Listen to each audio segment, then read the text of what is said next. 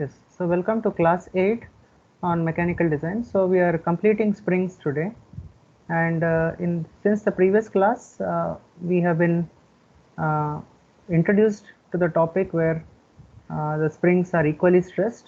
Just I'll share the screen with you.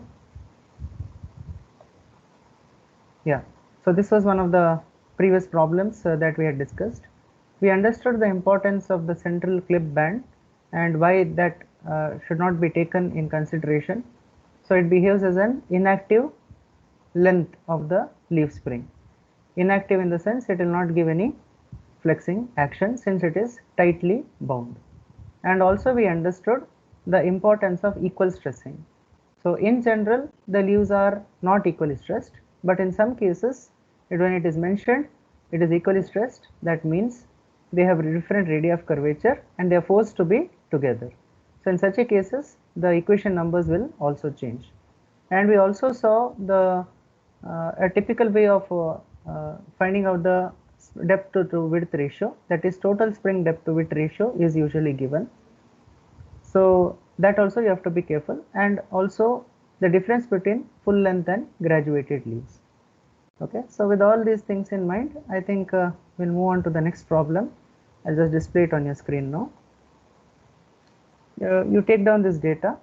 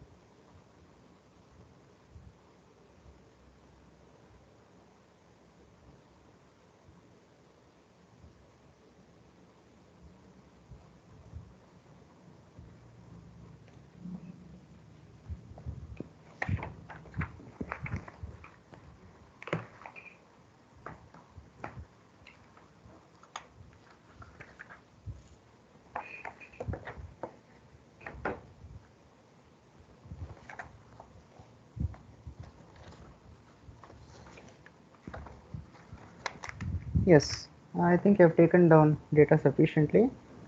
So, yeah, you can take it in short forms. Noting it down. Yeah.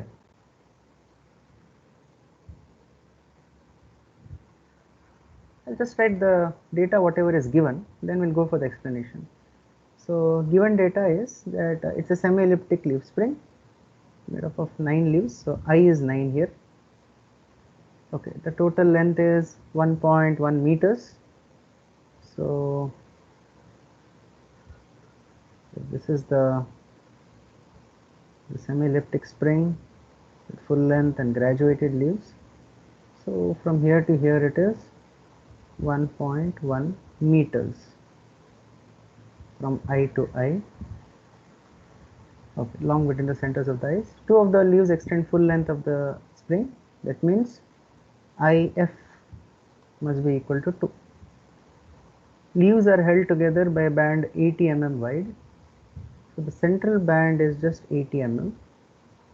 We know the importance now. Once a band comes, so this is 80 mm. Okay. So what will be the effective length? We know the effective length 2L will be equal to 1.1 meters, that is 1100 mm minus 80. So L will be 1100 minus 80 by 2. Okay. I'm solving this problem in mm. Okay, so whatever it comes, it will come in mm. Next, if the spring is to carry a load of 6.5 kilonewton, okay, the total load is 6.5 kilonewton. So F is equal to 6.5 kilonewton. The permissible stress of the spring material is not to exceed 350 megapascal. So sigma is restricted to 350 megapascal. Find the width and thickness of the leaves when, first case, leaves are not stressed initially. So what exactly are we talking about? Leaves are not stressed initially. That means find out when sigma F is not equal to sigma J. Okay, so this is the condition. Sigma F is not equal to sigma J. Not stressed initially means the stresses are different in full length and graduated leaves. The second part is leaves are stressed initially. So what is this case now? Sigma F should be equal to sigma J. Sigma F should be equal to sigma J. Okay, the condition is deflection is not to exceed 75. So I can say that y is equal to 75 mm. And here 207 GPa, I think I have lost that E here. So this is E value, okay. The typo error, okay, this is E. E is 207 GPa. Okay, very straightforward problem. The only thing that you have to take care is the central band. Then how many are full length and how many are graduated leaves. Since I is equal to 9 and IF is equal to 2, okay, we know that IF plus IG is equal to I. Okay, so that takes us 2 plus IG will be equal to 9. So I suffix G must be equal to 7. Okay, IG is 7. What about the length part? We already are going to subtract this 80 mm, that is a band of 80 mm or a central clip of 80 mm, 80 mm band. So 1100 minus 80 by 2. So L should be around 510. Yes, good. 510 mm. Length should be 510. Okay, so these are the things that we know. So in order to understand, the leaves are not stressed initially and stressed initially. Whatever be the case, what you have to find out, width and thickness of the leaves. In other words, the question it is asking, what is B dash and H dash H in every case? Okay, what is B dash and H in every case? That is first case as well as second case. So to find these two quantities. Okay, so let us look at the first case now. What should be done? We know that sigma f is not equal to sigma g, but we also know that sigma f will be greater than sigma g. Why? We know that sigma f is 1.5 times greater, or I would say 50% more than the graduated leaves. So once you settle with what should be the sigma f value and take care of its b dash and h, sigma g is automatically taken care, because that b dash and h will be the same. B dash and h will be supplied for sigma g. The only difference between f and g will be, it will be full length and this will be graduated length. Okay, so let us understand that. Okay, sigma f is equal to 9fl by b dash h square. Okay, to this equation we have discussed in the previous problem also, plus 3if. Okay, because of my tab here I cannot write this in this portion, but anyway you can refer to the previous problem whatever you have solved. Sigma f is equal to 9fl by b dash h square by 2ig plus 3if. So put things in perspective. Now we know, immediately understand that, okay, left hand side we know sigma f. How do we know? This sigma is allowable, right? Allowable is 350. So that means this is the restriction point for us. So sigma f should not exceed this. Sigma f should be lesser than or equal to. Anyway, for the highest point we equate it. So this is 350. Left hand side is 350. I'll maintain that in Newton per mm square only, megapascals. 9 into, this is 6.5 into 10 raised to 3 L we got to be effective length to be 510, and here it is b dash h square. So both two unknowns are here. Remember, two unknowns are here, b dash h square into the other one 2ig, that is 2 into 7 plus 3 into 2, 3 into 2.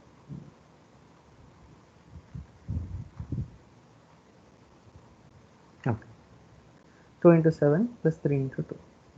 So this is b dash h square. So I think you have taken down till this much all the points. I can go to the next slide. I will continue this problem. Okay, in the meantime, find what is b dash h square. B dash h square. 262. 26, is it? 4.262. Yeah.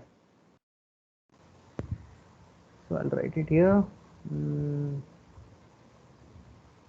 B dash h square is equal to, okay, 10 raised to 3. If you have taken care, then they should give you some value. 4.262 into 10 raised to 3 mm Correct. cube. Correct. I'm writing directly in. Okay, not writing the 10 power 3. Directly writing 4262.14 mm cube. Correct. Okay.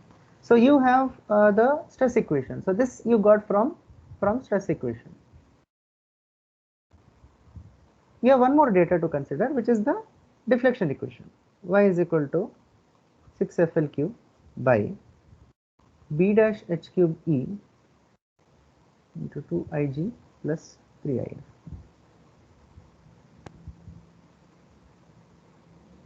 Okay.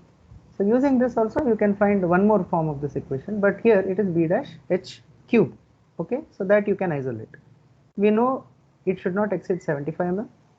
6 into, again 6.5 into 10 raised to 3. This is L cube, so 510 cube, again in mm, and this is V dash H cube into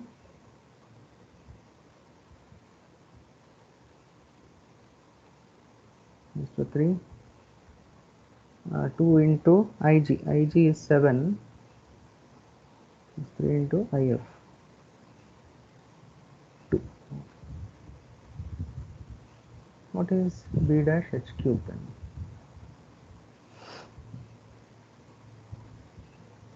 Triple 1.47826 mm raised to 4. Correct. Yeah. Correct. Yeah. So this is from deflection equation or Y equation. Okay. So this is what we got from sigma, and this is what we got from Y. Now you can divide both of them. Okay, B dash H cube by B dash H square will give you H.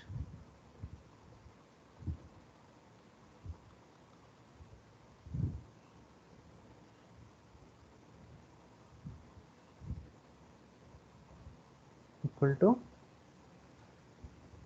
3.909. Yeah. So bring it to the standard size. Okay, it should be immediately 4. 4 definitely you will have. So this should be equal to 4.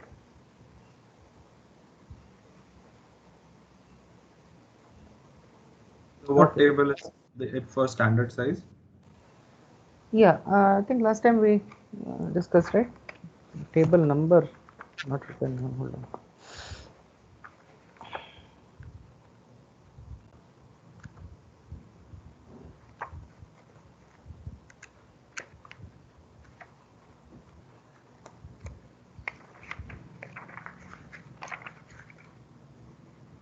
Yeah, 11.108, page 198. Actually, it starts with the 4 mm size. Yeah, it should be safe. Okay, sir. Thank you. Yeah. So 4 mm is the size now. Okay. Now here, if you notice properly, mathematically, what happens is, see, h cube and h square. There are two equations now. B dash h square 4262.14, and B dash h square is 16,000. 661.47. So if we use back substitute h in b dash h square, you'll get a value. So I think okay, if this is the case, then b dash will be 266.38. yeah, 266.38. Okay, and we'll substitute h in b dash h cube. It will be getting around So we 200. must substitute 3.909, no? Not 4. Otherwise, there will be truncation error. Like last time. No, we are you see if we if we take okay, of course, if we take 3.909, how much will you get? These both values may come close, right? 278.9. Yeah, both the values are going to get same because Yeah, both. if I put 3.909, in either case, it's 278.93. Correct. But we can't take 3.9, no? There can't be a size of 3.9. We have to take 4 standard size. No, sir, but then if we assume one of the dimensions to be standard and then put it there, there will be a truncation error, no? Of course, we are moving this also to the standard one later. B dash. Okay. See, now B dash is how much? If you go back to that same table, hold on. Yeah. Of course, we don't have that width over here because it is going out of the way of the table. For example, this 4 mm width, normal width is around 40 it is giving. Okay, normal width is 40. So, of course, the table goes till only 150. It is just asking you how much width you can put over there. So you can safely say that, okay, fine, 266 is required here. Hold on, which one? Yeah, correct. 266.38 is required in order to satisfy the stress. And in order to satisfy the deflection, 260 is required. Okay, with this given dimension of 4 mm. Since there is nothing over there, you can leave it here as it is, 266.38, or you can say, okay, approximate it to 270. Because one other advantage in this problem is there is no further, no further solution. This is the only solution it has. Okay, you don't have to use this value anywhere. You just present the values. Okay, 4 mm standard size if we take, we are approximately going for 270. Okay, you can satisfy this to around 260 or 265 also, but that may not satisfy this equation b dash h square with this standard value. So that is why we go with the higher value. Okay, in some cases you might get this. Okay, so fine, we'll leave it as it is here. Okay, no problem. We had one more trial here. So this is with respect to the first one. Sorry. Yeah. We had this with respect to the first one. That is, the leaves are not stressed initially, sigma f not equal to sigma g, and it is greater than that. So solve for what is sigma f. Note that slide. Okay. Anyway, fine. I'll do the second part here. What about when leaves are stressed initially? Sigma f is equal to sigma g. So use that same formula. That is what we used in the previous class for when equalization of stresses occur. Sigma f and sigma g is equal to 3fl by I b dash h square. Correct? This is by equalization of stress. So given by 11.32c. Okay, and under equal stresses or equalized stresses, no matter how long, whatever the width is there, we have taken care to see that once it is packed as a unit, it is going to give you equal stress in its service. So substitute for it. 3 into 6.5 into 10 power 3, 510 by I is 9, b dash h square will come out, so you will get it. So what about this value? This should be 350, right? So this entire value should be equal to sigma a or allowable. It should not exceed that. So 350, if you take it as the limit, then b dash h square will get one value again on similar terms in mm cube.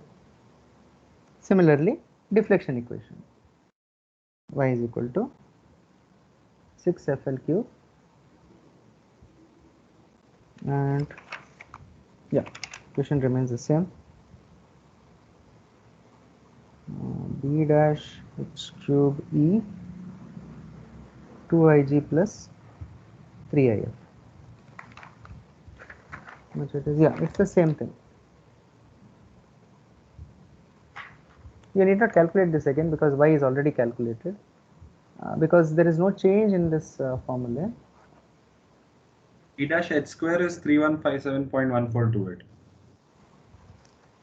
Correct. 14. And we already calculated, this implies b dash h cube is 16661.47. This is an again is the same value over there. This is equation 11.31. Yeah, 11.31 C. Okay, again if you divide one by the other, so for example b dash h cube by b dash h square, this time you should get some other value. 5.277. Correct, 5.277 mm, and according to the standard size this should be 6 millimeters. So you see the thickness has increased over here. Okay, but if you put 6 here, notice what will happen to b dash. So substitute in b dash h cube will give you yeah, okay, b dash h square, you know, and b dash h cube, just like the last time, equate it, you should get around 120 standard. 113.358 stress wise.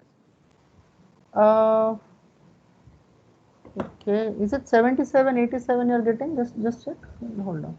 Sir, 87. 87.698, sorry. 90 mm standard. Correct.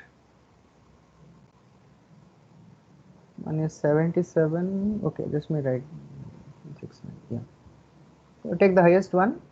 So approximately 90. Yes. This will be the standard size. So 6 by 90. So when you consider without stress and with stress, these are the differences. So just to equalize the stress and taking care of that curvature, you require 6 mm. At the same time, the width will go to 90. But whereas if you consider without stress initially, though you might find a smaller thickness plate of 4 mm, but the width will go to 270.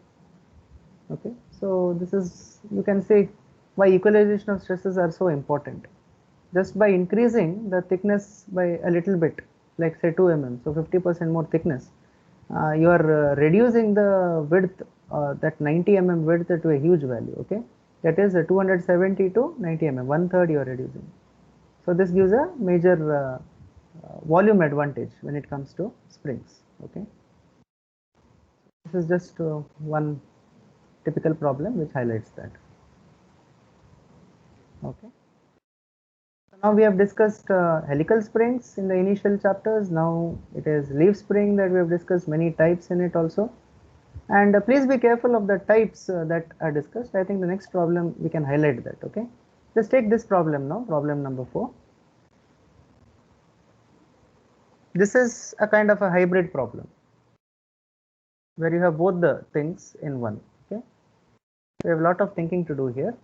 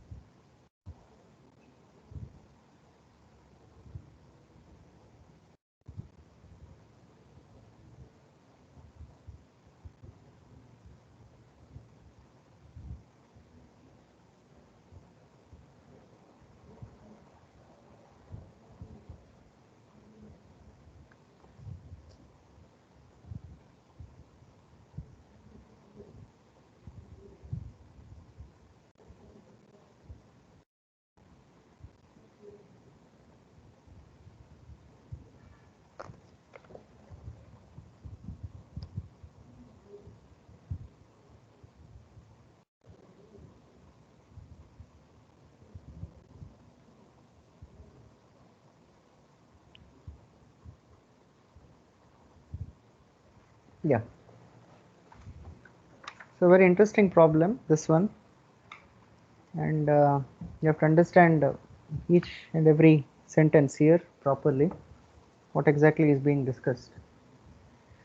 So when it starts, the free end of a horizontal constant strength cantilever beam is in contact with a vertical coil spring. So you have a kind of a plate spring over here because beam is mentioned, and also you have a coil spring. Immediately go for which type it is. Okay, it is a cantilever type. It's a cantilever type of a spring. So draw a cantilever. Of course, it will obviously have some width or depth or whatever. Okay, some dimension will be there. Let me draw it first. So when looking in the front view, it looks like this, and is in contact with the vertical coil spring. The coil spring is situated directly below the free end of the beam. So it's a cantilever beam. Coil spring is situated directly below the free end of the beam. So that means where should be the coil spring? The coil spring should be directly below the free end. So if this is the free end, then the coil spring should be placed. Okay, and this obviously tells us that okay, if this is the case, then I'll have to put the fixing here. Okay, because otherwise there is no point in keeping any spring over here. Okay, so coil spring is situated directly below the free end of the beam. For any action to take place, this domain should be enclosed in a boundary, right? So this is one boundary where it is arrested, or you can say fixed. So the other end that is fixed is below the coil spring itself. If you remove this load here, there is no action by the spring, there is no use for this spring to be placed over here. You can simply do it with a cantilever beam itself. Okay, which type of beam are we considering? Now this is a front view we are considering. It refers, you see, one particular category called horizontal constant strength. Okay, horizontal constant strength. Fine, it is horizontal. We have directly selected horizontal by default. And now let us say what is this constant strength beam? Constant strength cantilever beam. You remember we discussed some of the types of the beams when we discussed the derivation as to how the stresses are differing in different cross sections. So let us go back over there. I'll just take you back over there. This is one table that we discussed.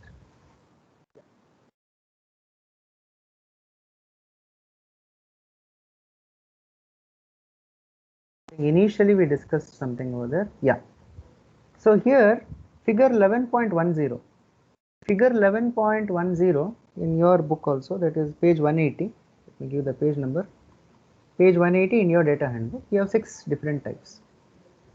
So since it is already mentioned to us that it is cantilever beam, let us concentrate on the top 3, because all the 3 are cantilever. Top 3, okay, here A, B, C. D, E, F are all simply supported, which is not our type now. So out of this, you have a cantilever beam which is of constant strength. The first one is of a constant cross section, but definitely you have delta max over here, and this cannot be a beam of a constant strength or uniform strength. The next two, B and C, are constant strength beams, but the difference lies in the thickness. Okay, one is constant thickness type and one is constant width type. Constant thickness type and one is constant width type. Okay, so let us go through the data again and find out which one we are discussing here. This is constant or uniform. Okay, both are same. In the problem anything can be given, either it can be named as constant or uniform. Okay, let us go to the problem.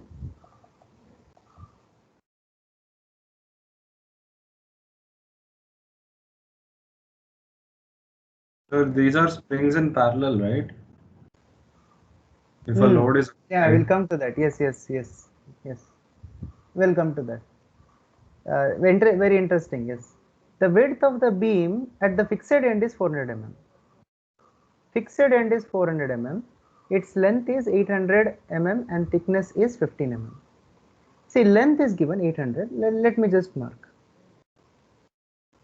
This is 800. Thickness, it says thickness, or you can also read this as constant thickness, because there is no mention of any variation in thickness. So which beam we are talking about? We are talking about, if this is the front view, then how the top view will be? We are talking about this particular kind of a beam.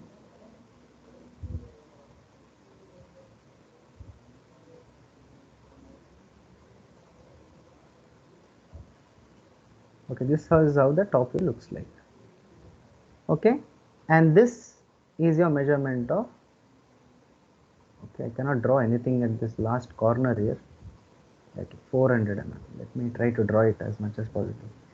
800 mm length, 15 mm thickness, or also called depth, and at the fixed end is 400 mm. So this is your beam. Fine. Let us go back and see what particulars or parameters are given for each of those. This is the front view, this is the top view. So this is type B. Okay, this is type B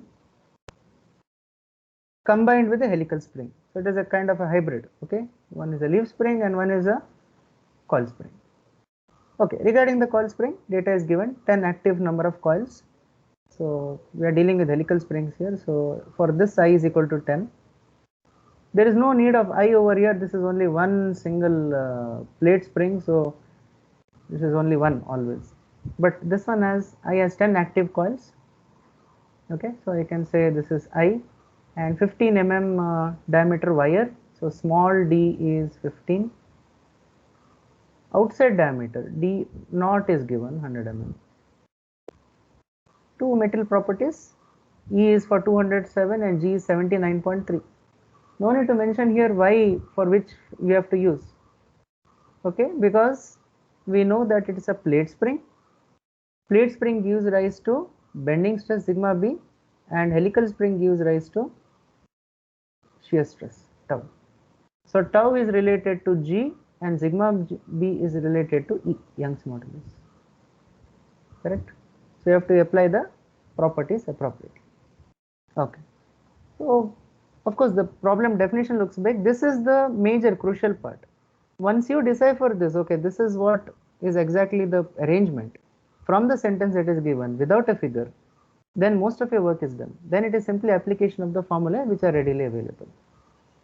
Okay. Most of the time students go wrong of how they arrange this. Okay, they put the spring on the top or some side or somewhere else, and or else if this arrangement is proper, the top view is wrong. They take a constant width beam, which is not according to the constant strength cantilever beam. So be very careful with which spring you are going to select for this particular definition. Now, okay, before we move on to the equation itself, one point as rightly pointed out by one of your student is it parallel? Okay, whether rather than saying series or parallel, let me put it in one more simple way. Suppose say, let me draw it. Yeah. Suppose say there is a load F here. Okay, we know that both will deflect. Both will deflect. Okay, the plate spring also will deflect, and then the helical spring will also deflect. What about Y1 and Y2? Are they equal or not? Let this be called spring 1 and let this be called spring 2. Equal. Equal. Yes. Anyone saying not equal? Okay. Fine. Yes. In this sense, it is equal. In this arrangement, it will be equal. The reason is only when the plate spring being single spring or a single plate, single leaf bends, then only the helical spring starts bending. Okay. So this both are equal. This is one very important observation that you have to do. Y1 equals Y2. Now look at the question now. What force F will gradually applied at the end of the cantilever beam is required to cause a deflection of 30 mm? So when... Explain again, sir, once again. Hello? Sir, can you explain the deflection? How like equal for y1 is equal to y2? Just one second. Yeah. See, only when the force is applied, any amount of force, whatever it is, the plate spring or the leaf will start bending. Okay, say this is the new position. Okay, this was the before bending and this is after bending. Only when this comes here, then you will have the deflection or compression in the helical spring. So no matter how much you bend this, okay, like say for a deflection y, same deflection is felt in the plate spring from its mean position. The same deflection is felt for the helical spring in its mean position. Okay, that is why we say y1 equal to y2. Okay.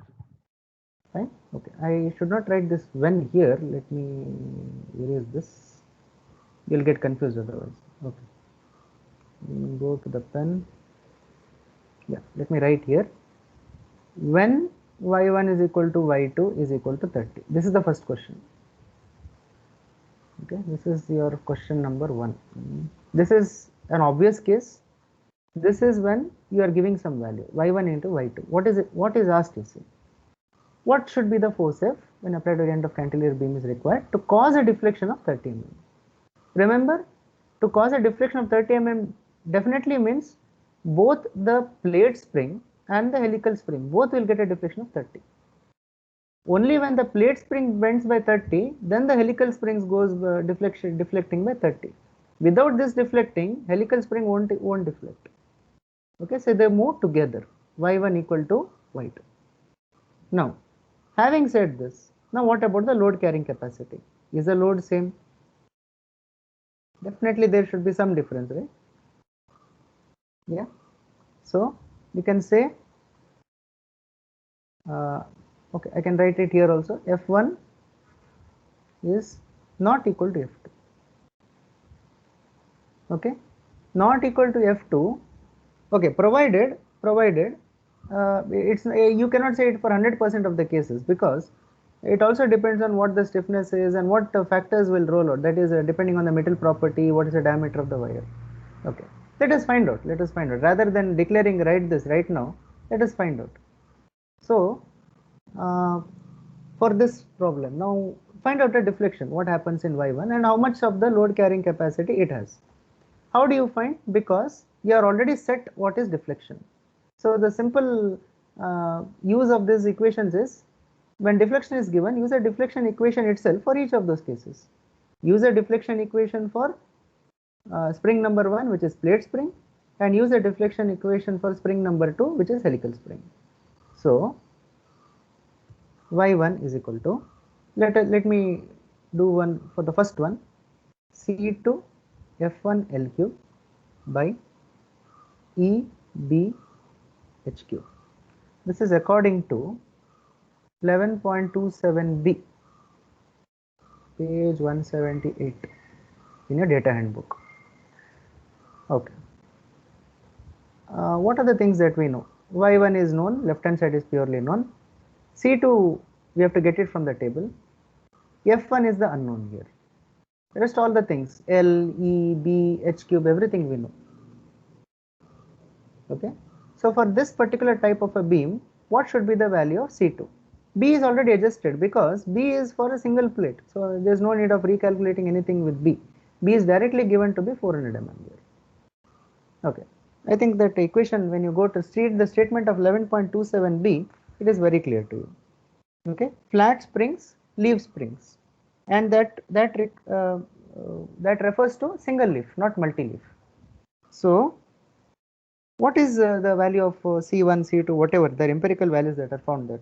To find out that, let us go to page 198 and table 11.9. Can you give me the value of C2 depending on which beam you have chosen? So 6. Yes, it's a cantilever type B. So right here, type B. Okay, C2 is 6. For the deflection equation, it is termed as C2. So you have 30 equal to 6 into F1 is the unknown, L is 800 directly. This is 207. I will maintain this in Newton per mm square into B is 400 into H cube. H cube is 15 cube.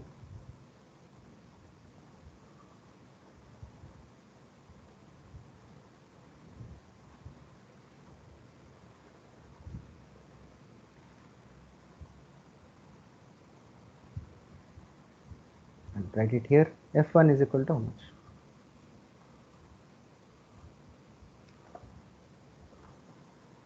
2729 Newton. Yes, 2.72. I'm getting around 2.72 kilonewton of force. So force F1 is this one. Okay. So that is a load carried by the. What does it mean? What did we do here? Out of this F, okay, there is some portion that is taken up by the first one. So F1 plus F2. Can it be equal? It can be, but we don't know yet. We just have to check it out. It all depends on their dimensions and material properties. So F1 plus F2 total is the load F. That is what is asked. What will be the force F? Now what we are trying to do is, for the same amount of deflection, given both are same, with the arrangement that we have understood, what is the portion of F1, or what portion of the load is taken up by the flat spring or the leaf spring. So we have understood that to be 2.72 kilonewtons. So this much amount of load is taken up by the plate spring alone. Okay. Now to deflect this by 30 mm, that is helical spring, how much it should be? Let's go to helical spring equations. We have used that many times. Okay, y is 8f d cube I by g d to the power 4. We have used that many times when discussing the helical springs. I have forgotten where is the equation number. Yeah, 11. So can you go back to the previous slide once? 11.5. Yeah.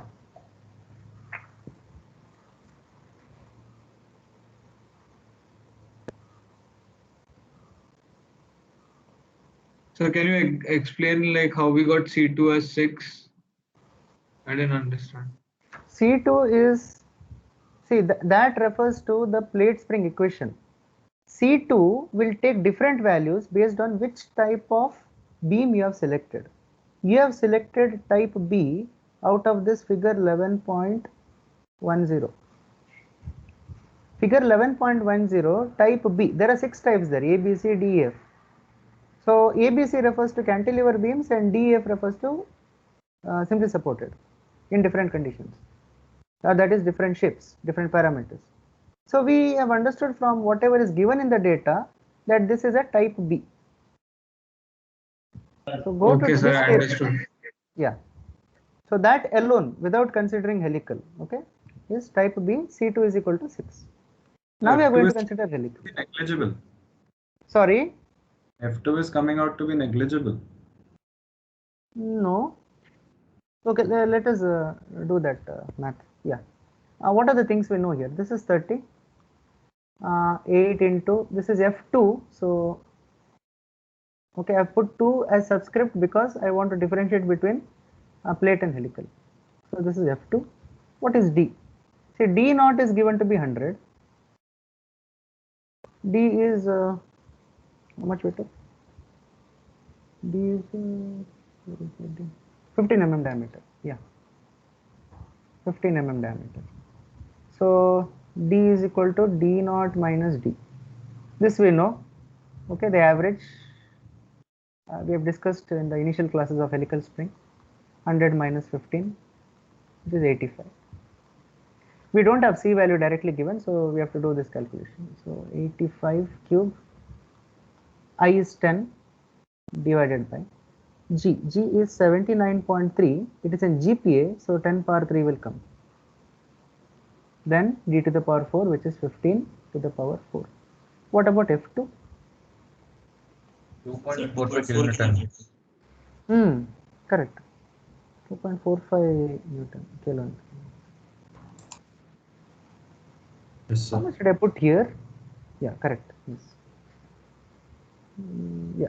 Maybe some powers went wrong, so check your calculations if somebody has got some other value. Yeah. Now the total force F, which was needing the answer 1 that we were waiting for, is F1 plus F2. You can see almost the same. 2.45 is given by that is taken up by F2, that is helical spring, and 2.72 is taken up by the plate spring. So this total should be around 5.17 kilonewton. So this is the load when gradually applied will give a deflection of 30 in the entire beam setup, that is this combination of plate and helical spring. Fine. Yeah. Okay. So next is the question, what is the bending stress at the middle of the beam? So that means this position we are talking about. See, the total length is around 800.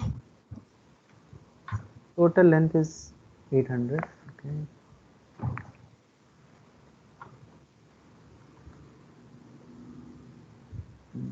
Did I zoom in or something? Okay. So we are talking about the mid portion. So that is at a distance of 400. This distance. So what is the bending stress at the middle of the beam? Okay, we will directly use the stress equation. Okay, this is answer 1. We'll go for the second part, which is what is the bending stress at the middle of the beam. For that, equation is sigma is equal to C1 F1L by B H square, given nearby itself 11.27a, page 178. You have to again refer to the table. What is C1 value? Coincidentally, for this beam again type B. Okay, type B again from table. Which table was that? 11.9. Again, C1 is equal to 6. Hello? Hello? Hello, please switch off your microphones if it is unnecessary. Mic stuffing. Mic को stuff क्यों करेगा तू? Bite stuffing. हाँ तो वही तो बोल रहा हूँ, bite को क्यों stuff करेगा तू? Hello, mister. Oh, now I get it. You are into maids. Oh, मतलब बहुत sexual चल रहा है तुम्हारा class. Yeah, some disturbance here. Anyway, so C1 is equal to 6. So for this particular type, I hope you can view the screen now. Yeah. C1 is equal to 6. F1 is some value that we have already calculated, and L is the length for which you are finding the particular stress value. Okay, that is the particular position. Okay. So what will be it? So sigma, you are trying to find the stress here now. This is 6, fine. What about F? This is 2.72 into 10 raised to 3, F1 value. Only on the, if you consider the plate beam or leaf spring, multiplied by L. Which position are we talking about? The position we are talking about is 800 by 2. In other words, 400 divided by, what should be the value of B? What should be the value of B? Yes, can we put directly 400 over here? See, we are talking about a beam which is constantly varying in width. You see here, it is 400 over here. It has gone to 0 over at the end, where the helical spring will take up the load. So 400 to 0. So there is a constant variation. Correct? So using interpolation, or I can say, okay, let me draw that here and just explain. So here it is 400. 400 mm. Yeah, correct. So this is 400. So here what will be the width? Here it is 400. At a distance of 800, it is 0. That is 0, or I can say a pointed beam. So obviously here it should be 200 mm, halfway, midway. So 200 into h square. H square is 15. 15 is constant. So 15 square. So this should give you around. Okay, how much the value comes? I don't have the value here.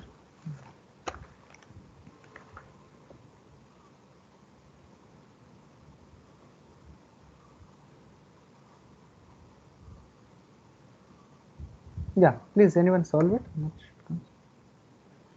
Answer should be in MPa. 145. 47, okay.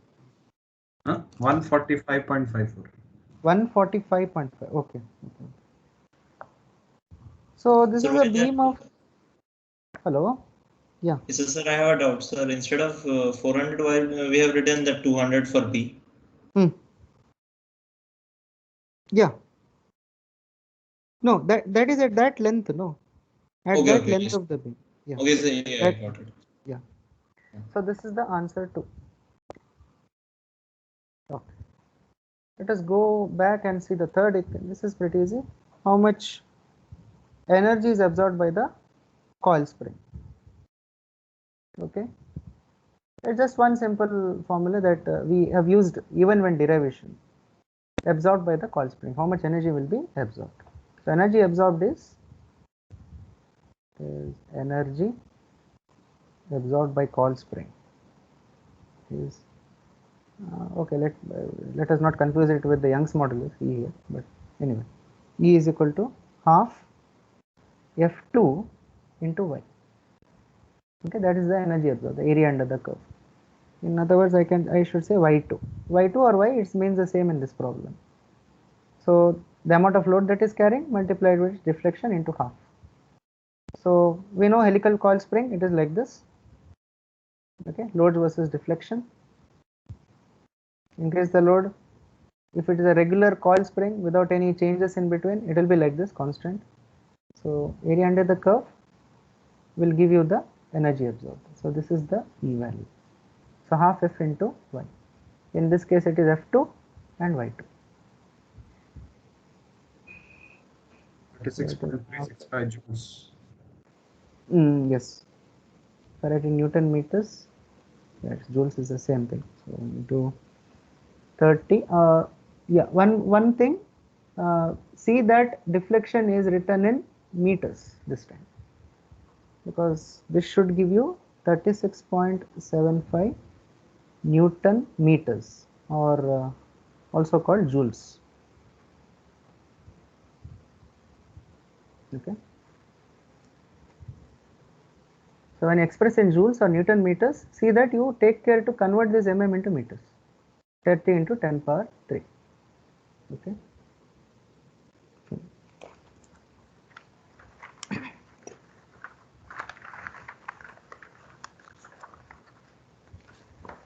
So the problem is over. Okay. Answer. This is answer 3. Third part. Third question. I would just like to discuss a small point here.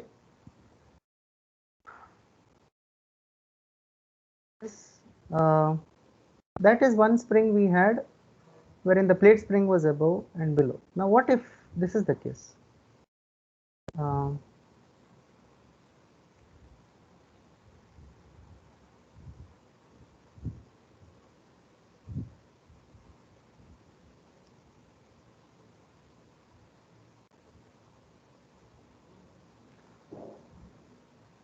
Disconnection. Yes. So now here the response is different. Okay, let me keep the beam the same thing, that is plate spring the same way. Okay, front view and top view. Here it is above. Now students, you have to consider what will happen here. Okay, so earlier case we had y1 equal to y2. Now this is 1 and this is 2. Now in this case what happens? Now what happens is, see, you cannot say y1 is equal to y2 here. The reason is, see, this 2 will start compressing immediately, and after a certain amount of deflection, that force will get transferred, or maybe during the same time, but the response of both the things will be different. So that is why in such a combination, y1 is not equal to y2. Okay, the spring will get compressed. So let me show you just by changing the color. Maybe the spring will get compressed till here, and this will get bent over here, new position. But this need not be true. Y1 is not y1 equal to y2 need not be true. And also, if y1 equal to y2, then there is no spring at all here, because the spring either is very stiff so as not to deflect, or you are dealing with a solid spring. You are dealing with a solid spring whose coils are totally touching each other. Okay, so negating those two cases, we can definitely say that y1 is not equal to y2. So any kind of combination may be given. Okay, so read carefully about what is asked. Then there may be some alterations over here. For example, okay, maybe a similar thing, but the top view is something different. This is the front view, and this is the top view. Of course, here y1 is equal to y2, but this is not uniform strength. Okay, you can say non-uniform strength. Cantilever, yes, but it is non-uniform strength. So such type are also possible. There was one more mention somewhere I have just read, is about like this. You have a multi-leaf spring, and then so you see how many combinations can be made. Okay, you have a multi-leaf, but maybe it is straight. Okay, straight multi-leaf springs. You have to choose the appropriate formula for this. Again, here y1 is not equal to y2, and so on. Okay, so just wanted to make a note and make you aware, alert as to what and all combinations are possible, and also you have to understand the problem very carefully before attempting. Don't just blindly take any value and assume that this also is the solution. Okay, I think this we can wind up with this particular. Any further problems we'll see in the future classes. I think we can go to the next topic in our discussion of mechanical design.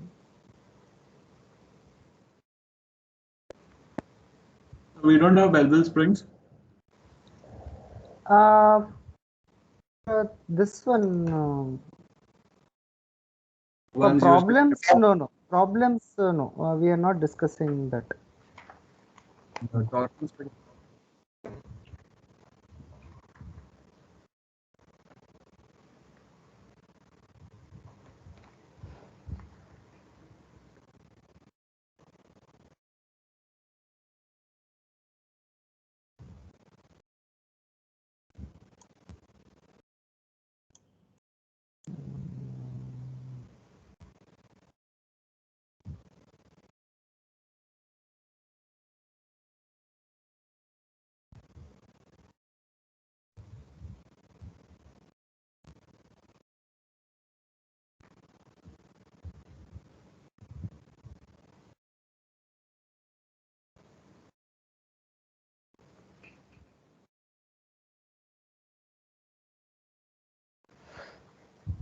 Yeah.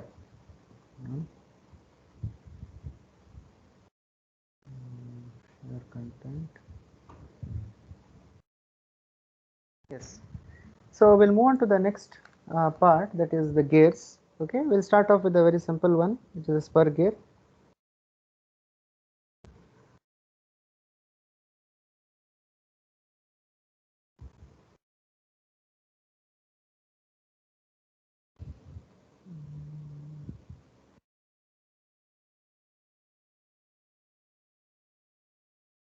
Yeah. We before we move on to the parameters of spur gears, we'll just brush up with something that we already know in this class. So later on, we can start the next class onwards, we can start the derivation. So what are the things we already came across regarding its working, regarding its ratios, and some of the concepts that you have already learnt in the lower semesters. Okay, so some of the gear terminologies that we should become familiar with. So when spur gear, when we talk about, we know the by basic definition what is a spur gear. So it has a disc with teeth on its circumference, and we know that each teeth carries a load. Okay, so when you start rotating, this teeth will push then adjacent teeth. So torque is transferred. Okay, torque and power, or you can say force, simply force, is transferred from one teeth to the other, resulting in a rotary, continuous rotary motion. So design of gears in itself is, it had to go through a lot of revision, and because of that we have different types associated. Simply speaking, a gear will, either disc is a very simple concept. Okay, you make something like this, even in a very crude method you make it, it will somehow push something adjacent to it, provided it is pivoted on some axis. And when you rotate it, the tendency is to push. But at the same time, this pushing also creates some noise. Okay, there is some contact here, metal to metal contact, and also when the teeth move in a regular fashion, they should not interfere or lock in itself. So that gave rise to all those terminologies. Okay, so after developing those gears, they understood that it is not to be taken very lightly. So all those adjustments that we see here, for example, the face, the flank, the bottom land, addendum, dedendum, and the face width. So everything has a parameter, or you can say has its own role in transfer of power. You cannot have a very thin gear and also transfer very large amount of power. Of course, they understood that material has to be there in order to transfer the load. So this concept of face width or sufficient amount of thickness, in normal language if I speak, sufficient amount of thickness should be maintained. Also at the same time, this curvature also needs to be maintained. More on this curvature we will be discussing when we discuss the derivation. So as of now, what are those different parameters? How we can define them, we will see. So when we say pinion and a gear, okay, so there are two mating or meshing gears. Pinion is usually named as a smaller one and also called as the driver. Okay, a gear is something which is usually driven. This pinion need not be always the smaller and gear need not be always the larger. Okay, but most of the cases this is why we use the gearing system in most of the cases. So this is the driver gear, and gear is simply called as a gear is the driven part. Velocity ratio is the ratio of the angular velocity of the driving gear to the angular velocity of the driven gear. It's called the speed ratio. So this you have been knowing since a long time. I need not explain much here. Transmission ratio. When we say transmission ratio, it starts from the angular speed of the first driving gear to the last driven gear. So this comes into effect when we are discussing about gearbox. Okay, so a gearbox in any vehicle, it has a particular transmission ratio. Rather than giving what is the gear ratio between each of those coupled systems from the first to the last, it determines what will be the transmission ratio from the engine to the final rotating wheel, that is a tire itself. Next, the pitch surface. The pitch surfaces of the gears are imaginary planes, cylinders or cones that roll together without slipping. So if I just go back on this, so of course we know it is the disc stops here and then the teeth starts here, okay, at this junction. But still you can imagine the gears to be of imaginary cylinders that are rolling onto each other. Okay, if you continue this line, it resembles an entire big cylinder. So two cylinders rolling on top of one another. So that is the concept of having a pitch surface. And the most important part is it does not slip. It is a positive drive mechanism. It should not slip, okay, under given normal circumstances, and that is why we use gears. If it starts slipping, either because of the failure of the gear tooth or the distance between the centers is too large, okay, too large, so that the gear is totally pushing each other and missing out each other. Okay, but otherwise if everything is proper, it should work without slipping. Little bit about the pitch circle, very important one. Curve of intersection of the pitch surface of revolution and the plane of rotation. Imaginary circle that rolls without slipping with the pitch circle of the mating or meshing gears. And one important point is pitch circles, they are tangent to each other. So this is suppose say this is the driver gear, so this will be the opposite adjacent pitch circle of the driven gear. Okay, fine. Pitch circle diameter. Diameter of the pitch circle. Size of the gear is usually specified by the pitch circle diameter. Just as what we had in helical springs, the sizes were given with respect to the average diameter D. Rather than D naught or Di, it was determined by D, the average diameter. Just now in the calculation also we solved it. So in the similar way, pitch diameter is the average diameter, not the top one, not the bottom one, somewhere in between. But that doesn't mean that is the average of the top and bottom. Okay, it is, as we spoke here, curve of intersection of the pitch surface of revolution and the plane of rotation. So whenever there are two gears that are meshing, you will consider them that there are two cylinders rotating. Suppose say a gears are rotating at high speed, you will never notice the teeth, but you will notice that there is a line being formed between these two gears. Okay, that line is traceable as the pitch circle or the pitch circle diameter itself. Okay, this is not to say that it is the average of these two. Okay, that usually does not happen. Okay, it is something that the surface of revolution and the plane of rotation. Imagine a circle that rolls without slipping.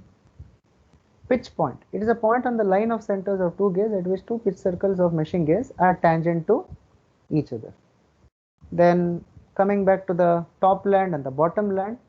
Okay, why we say the land, top land and bottom land here is that the adjacent teeth, okay, the adjacent teeth, the top land of one tooth falls into the space of the, or the area of the bottom land of the adjacent tooth.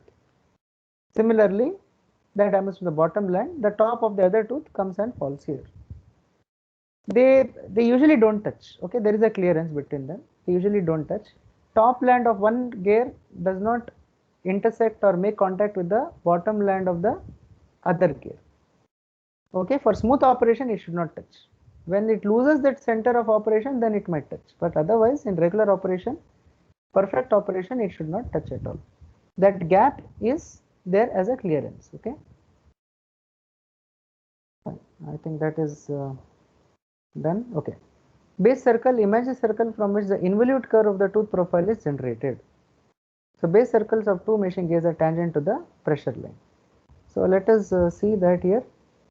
What is that involute? You see this small animation. Sorry? Go back to the last slide.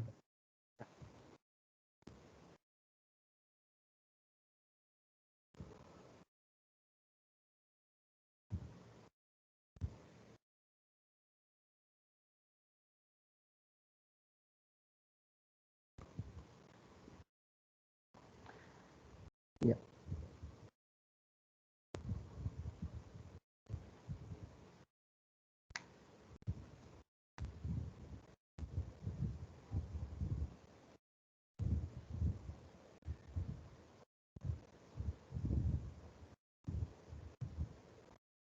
Okay. So this is the concept of involute. Maybe you have seen this previously in one of the semesters.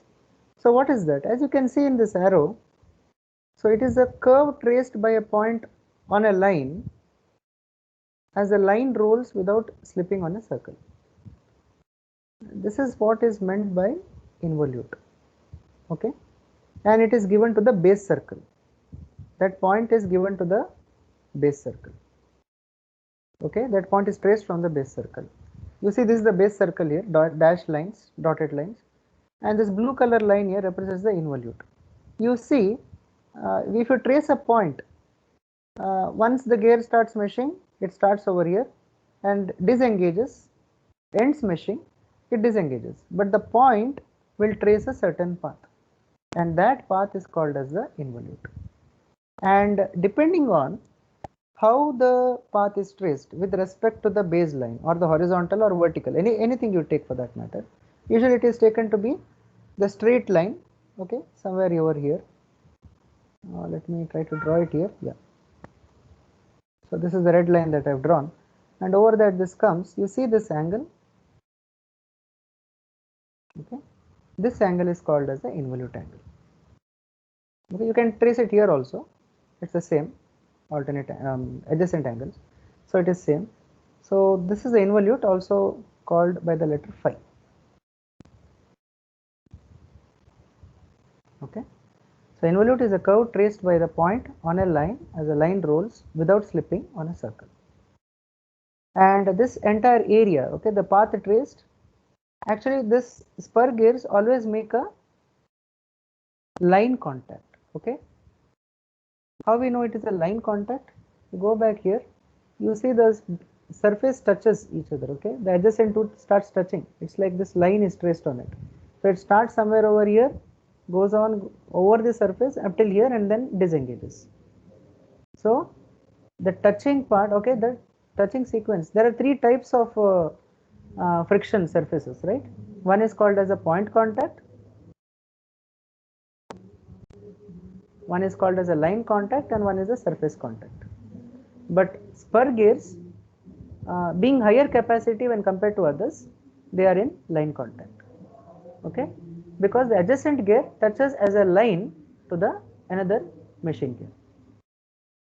Okay, and if you take orthogonally that same line which appears as a point, you call that as the involute, traced by a point on the line as a line rolls, okay, the line rolls without slipping on a circle.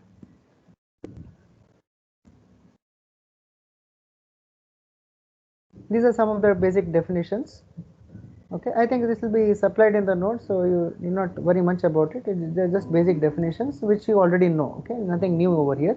For example, what is addendum circle? What is dedendum circle? What is the definition of addendum and dedendum? Okay, and something called fillet radius. So of course not shown here, but it is somewhere over here. Okay, in the 2D diagram you can see that fillet radius is mentioned over here. That is to avoid the stress concentration on the gears.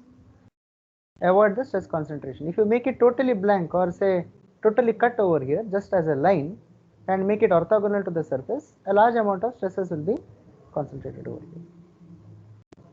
Okay, and then we have the face width which takes most of the load on it. Okay, and since there is a line contact, you can say that this entire surface, okay, suppose say I draw it this way, there is a contact over here.